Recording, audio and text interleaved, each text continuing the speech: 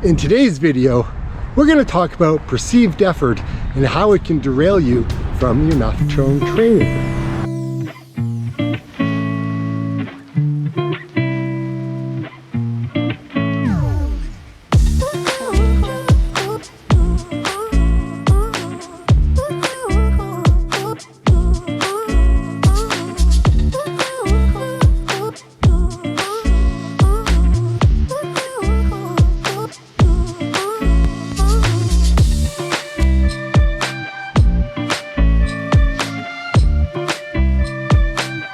Hey guys, if you like these videos, please, if you haven't subscribed, subscribe now, hit the bell, like the posts, comment, all that fun jazz. People will answer you in the comments below. I'm so grateful that all you guys tune in and watch, and we're learning together as we go down this road of Maffetone training, and I'm pretty excited.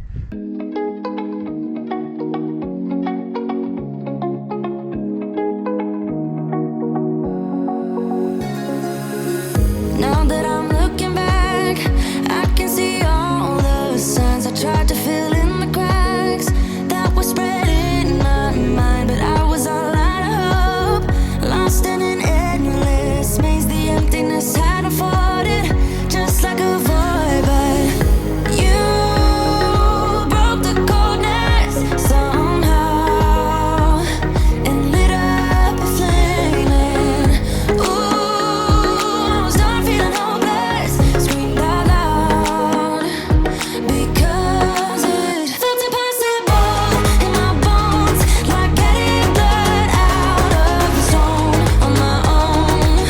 But you came around and removed the thorn in my soul. You guided me out of the storm. I found home in your arms of gold, in your arms of gold, in your arms of gold. It's funny how easily a life can be torn apart. Why couldn't I simply see that I was sick at heart and I am in deep debt? The climb we did was unreal. You made me so speechless. I just can't believe it. You broke the coldness somehow and lit up a flame. And ooh, I was my own enemy, screamed out loud because it felt impossible in my bones, like getting blood out of the stone on my own. But you came around and removed the thorn in my soul. You guided me out of the storm. I found home. Here's my thoughts on perceived effort. I think, for me, I would end up running too fast. And I think it's because of the ego. I mean, if you think about it, growing up, if you're a young kid, and you're good, you follow the rules when your mom's home, hopefully you do. Maybe you didn't. Nothing really happens, all is good. But then, your parents go away, or you go off to university or college, or even to a friend's house where there are no rules. I remember feeling this sense of freedom in a way. You know, like I could go off and do whatever I wanted during that window. It's kind of like right now. No watch. And the ego says, go run.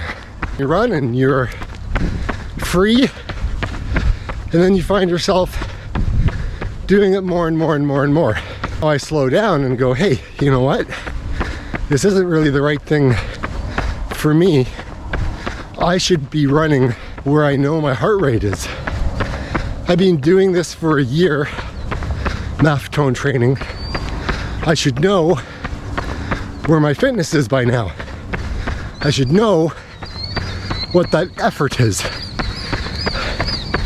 And the big bad ego says, man, there's no rules. Just go run. It's fine for, you know, a couple of runs, but it's like an addiction. You want more of it. We all want to run faster. However, we know where it takes us. We know what happens. We overtrain, burn out, get injured, repeat the cycle all over again. So you have to remind yourself, wait a minute, what's the long-term ramifications of this? Not just short-term. Running by perceived effort is great if you really know what your heart is doing. For me, I've been running for a year with Maffetone training at the central core of every run that I would do, minus a few tempo runs and some track work in November or in August.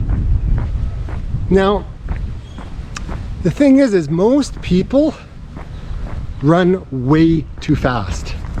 And it has been proven that most people run too fast. You know, people just don't really know, especially if you're a beginner, right? You really don't know what your fitness level is. And a lot of people think, you know, no pain, no gain.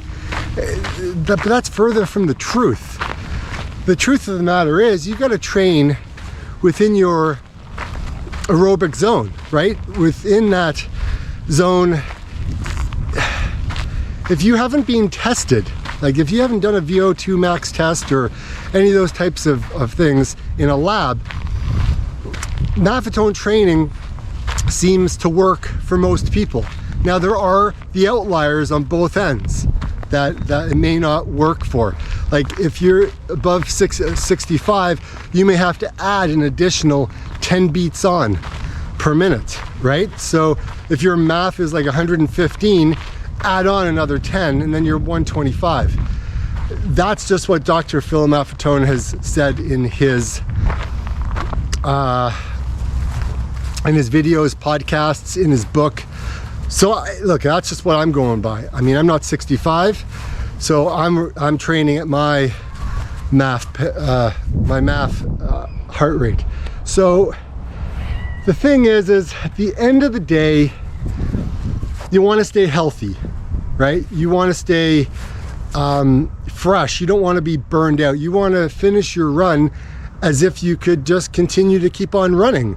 And you don't want to have the soreness and all that other stuff that comes with that. I mean, here's the thing, if you get burned out, you got to like repeat this whole thing all over again, right? You got to get well, and then, you know, you got to start training again, and then your fitness level has gone down, all those things, right?